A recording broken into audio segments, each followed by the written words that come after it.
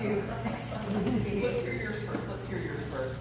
When she was talking about the struggle, I started thinking about, I'm a film school graduate, so I used to write scripts, and my first film that I actually wrote and created, I intended it to be about a daughter's relationship with her mother. And so every time I would sit down to write it, it would write something else. And it was really frustrating. And I mean, literally, like, the script was writing me, but I was constantly like wanting to make it what I wanted it to be. And it was like, no, you're gonna write about a dog's relationship with her father. I'm like, no, I don't want to talk about that. I don't want to go there. And it was like, no.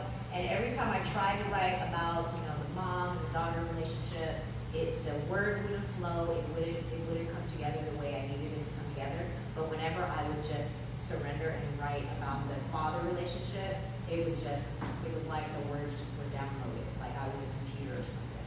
So I think part of the struggle for me is the surrender part, because again, the left brain, your brain wants to do certain things, but for me, right, a lot of it is heart centered. And so if you're constantly in your brain, you can't always get down on paper the way you need to. What you need really is the balance between the brain and the heart, but sometimes letting the heart kind of lead. And that's something that I had to kind of work through and struggle with in my writing, originally when I first started in film school. And I couldn't understand, and I'm a Capricorn too, so I'm super stubborn. So I could not understand. I was like, but I want to write about the mom. No, we're going to write about the dad. And so that was my struggle, just to be, to be humble enough to surrender. And that's a really hard thing to do for a Capricorn. I agree with what she said. A writer's worst enemy is a writer. So I don't believe there's such thing as writer's block, but sometimes we get to places where we might discuss something challenging or personal, and we're like, is our mom or our neighbor going to judge us if we write a steamy sex scene, if we write about anger, if we write about things that are uncomfortable? That's what stops us. The writing's actually still going on. So you do have to surrender. I mean, I absolutely believe that. And then I tell people to write like you shouldn't. Women could not always vote. We were not all originally allowed to read and write and go to school. There are people in our near history who fought for this. So when I write, I'm like, I shouldn't be doing this. This is like a secret gift. I love writing. I treat it as something that is, better than doing the laundry. So you think that it's either the laundry or writing a book, suddenly, you know what? You have 2 or 3 books. So it should be a pleasure. Writing should be a pleasure. Right.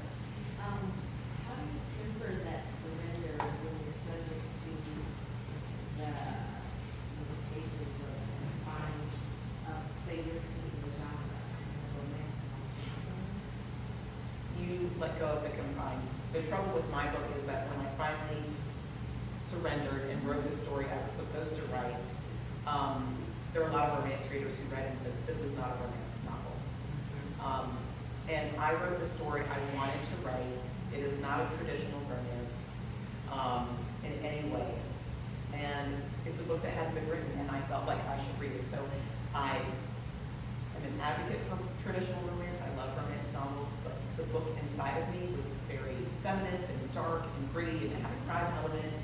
And I just waited until a publisher, and I do have a traditional publisher, accepted my story for what it was and didn't try to turn it into the flowery, other thing, which I still love those. But when I write, I don't write that way. So I found someone who accepted the voice and the stories I have to tell. And my stories are just going to be a little different than the other writers. And it's, if I can just be quick, I've read it, but it's a page turner. I don't read a lot of novels. And you're a man. But yeah, exactly. but I couldn't put this in down. I was just like, wherever I was flying on a plane or just wherever. I really enjoyed reading this book because it wasn't traditional. It wasn't the mushy, gushy romance kind of thing. It was very dark, gritty kind of. So anyway, just we'll plug there. But for me, as far as yeah, I agree with Nikki too that sometimes if we tell ourselves, it's one thing I talk about is self-talk and the power of your self-talk. You can, if you say I have writer's block, then you will have writer's block. But if you say, there's absolutely no writer's block is non-existent in my world. I'm free. My writing, I have ideas are flowing, my creative juices are going, I'm here, I'm pumped, I'm excited, you know what I mean? So you can change that just by the way that you talk to yourself about it. Now for me, what I would use, you know, sometimes when an idea would come to me for this, you know, and maybe I'm, you know, commuting, going to work, I'd literally be on the subway sometimes, you know, and I didn't have time to write out a full concept, but I would do what we call thought triggers. So I just write down maybe a word or phrase, something that would remind me of what that concept was later when I have enough time to write. So, and so that was one thing. Now I experimented a lot as far as like the time of day, sometimes I write after work, late at night, sometimes I do it in the morning, lunch, whatever. And I find that I'd be more productive at certain times of the day than others, or in different places I might be more productive than in others. So what I, you know, often advise writers is you know, create a routine. And as much as you can, you know, I'll have different circumstances in our life, but as much as you can, create a routine for the place and the time that you write. Because when you have that consistency, it kind of helps fuel that creative juice. Once you find that groove, you know, where you consistently write and feel like, you know, it's just conducive to your creativity, you know, stay in that place as much as you can. Like for me, I always joke and say that 80% of this book was written in Starbucks. It's in a financial district in Lower Manhattan. I was working in that area, kind of far from Wall Street. There's a Starbucks there that I just love, and I go there on my lunch break every day, and I would just write for about 45 minutes or so, and that became my group, my routine, and it worked. So you know, you got to kind of see what works for you.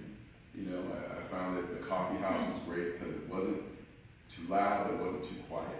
Like a library for me is not the best place because I get distracted by my own thoughts if it's too quiet. But I need a little activity, you know, a little light conversation with music in the background, you know, some blenders going, whatever. But just something that kind of keeps my mind alert, but still I don't get distracted. So I just felt like that was a great place for me to work. And but yeah, I just, you know, advise you just, you know, kind of experiment and also find out, you know, morning or afternoon, evening, whatever kind of works best for you that kind of can help you get to that group. Now, I know the questioner, so I'm gonna give a shout out to my